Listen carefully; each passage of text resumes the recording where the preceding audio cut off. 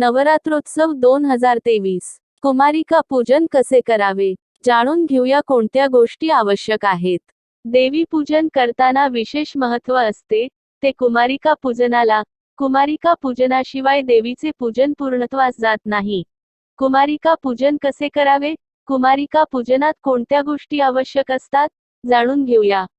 संपूर्ण वर्षभरात 4 नवरात्रांसह अनेक सण उत्सवांमध्ये देवीचे पूजन केले जाते. चातुर्मासातील श्रावण महिना असो वा दिवाळी असो, देवीचे पूजन करण्याची प्राचीन परंपरा आपल्याकडे असल्याचे दिसून येते. देवी पूजन करताना विशेष महत्त्व असते, ते कुमारिका पूजनाला. कुमारिका पूजनाशिवाय देवीचे पूजन पूर्णत्वास जात नाही. चैत्र आणि शारदीय नवरात्रात देवीचे विशेष कृपाशीर्वाद प्राप्त करण्यासाठी विशेष व्रताचे आयोजन केले जाते. यामध्ये कुमारिका पूजनाला अधिक महत्त्व प्राप्त होते. कुमारिकांना देवीचे प्रतीक मानले जाऊन त्यांचे पूजन मान-पान केले जाते. कुमारिका पूजनाने देवी प्रसन्न होते आणि शुभाशीर्वाद देते. कुमारिका पूजनाचे महत्त्व. नवरात्रीचा संबंध जगतजननी दुर्गा देवीशी आहे. नवरात्रीत शक्तीची उपासना केली जाते. कोणत्याही प्राण्यात देवी आईची उपासना केल्याशिवाय शक्ती येत नसते. दुनियेत स्त्रीजात किंवा मादा ही देवीचा अंश आहे. नवरात्रीत 2 ते 10 वर्षांपर्यंत वयाच्या मुलींची पूजा करण्याची परंपरा आहे. या मुलींना साक्षात देवीचे रूप मानले जाते. यांना कुमारिका असे म्हणतात. कुमारिकांचे पायांचे पूजन करून त्यांना जेवायला घालण्याची प्रथा असते.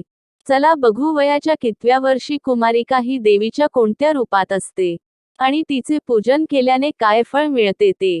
2 वर्षाची कन्या कुमारिका म्हणून ओळखली जाते. तिचे पूजन केल्याने दारिद्र्य दूर होते. 3 वर्षाची कन्या त्रिमूर्ती रूपात असते. तिचे पूजन केल्याने सुख समृद्धी नांदते. 4 वर्षाची कन्या कल्याणी असते. तिचे पूजन केल्याने घराचे कल्याण होते. 5 वर्षाची कन्या रोहिणी रूपात असते, जी रोगमुक्त ठेवते. 6 वर्षाची कन्या कालिका रूपात असते. तिचे पूजन केल्याने राजयोग प्राप्ती होते. 7 वर्षाची कन्या चंडिका या रूपात असते. ती ऐश्वर्य प्रदान करते. 8 वर्षाची कन्या शांभवी रूपात असते. तिची पूजा केल्यास विजय प्राप्त होते. 9 वर्षाची कन्या दुर्गा देवीचे रूप असते. ती शत्रूंचा नाश करते. 10 वर्षाची कन्या सुभद्रा रूपात असते. सुभद्रा आपल्या भक्तांच्या सर्व इच्छा पूर्ण करते. कन्या पूजा अशी करावी. अष्टमी. नवमीच्या दिवशी कन्या पूजनापूर्वी घर स्वच्छ करून घ्यावे. कारण घरात येणाऱ्या कन्या या देवींचे रूप मानले जाते. कन्या पूजनात 9 कन्या आणि एका बालकाची पूजा करणे फार महत्त्वाचे असते. मात्र हे शक्य नसेल तर कमीत कमी 2 कन्यांना भोजन जरूर द्या. कन्या पूजन करताना त्यांचे पाय दूध किंवा पाण्याने आपल्या हाताने साफ करा. कारण त्यांना देवीचे रूप त्या दिवशी प्राप्त झालेले असते. त्यानंतर त्यांना स्वच्छ ठिकाणी बसण्यास सांगावे. कन्यांना खीर, पूर, हलवा, चणे तुम्ही खाण्यास देऊ शकता. तसेच त्यांच्या डोक्यावर अक्षता टाकत त्यांना फूल आणि हळदी कुंकू लावा.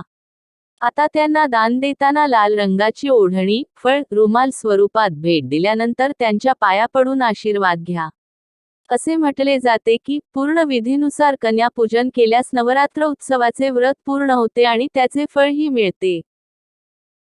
सर्वप्रथम मुलींचे पाय धुवावे. मुलींचे पाय धुण्यासाठी स्वच्छ पाणी ठेवा. तुम्ही गंगाजलाने मुलींचे पायही धुवू शकता. मुलींचे पाय धुतल्यानंतर पाय पुसण्यासाठी स्वच्छ कपडा ठेवा. मुलींच्या कपाळावर कुंकवाचे तिलक लावा. मुलींच्या कपाळावर अक्षता लावा. मुलींना तिलक लावल्यानंतर त्यांच्या हातात रक्षासूत्र बांधावा. मुलींना फुले अर्पण करा. मुलींना लाल ओढणी अर्पण करा. तुम्ही तुमच्या इच्छेनुसार मुलींना फळे खायला देऊ शकता. मुलींना खायला मिठाई द्या. मुलींना जेवायला हलवा, पुरी, खीरचा नैवेद्य करा. आपल्या इच्छेनुसार आपण मुलींना खेळणी, बांगड्या, नेलपेंट, हेअरबेल्ट, मेहंदी कोन, टिकली, हार देऊ शकता. मुलींना दक्षिणा द्यायला विसरू नका. कन्यापूजनानंतर मुलींना दक्षिणा देण्याचे विशेष महत्त्व आहे. मुलींना दक्षिणा दिल्याने माता दुर्गेची विशेष कृपा प्राप्त होते. अशा प्रकारे शास्त्रोक्त पद्धतीने कन्या पूजन केल्यास दुर्गा माता प्रसन्न होते व आपल्या सर्व इच्छा पूर्ण करते. व्हिडिओ आवडल्यास कॉमेंट बॉक्समध्ये जय माता की लिहायला विसरू नका.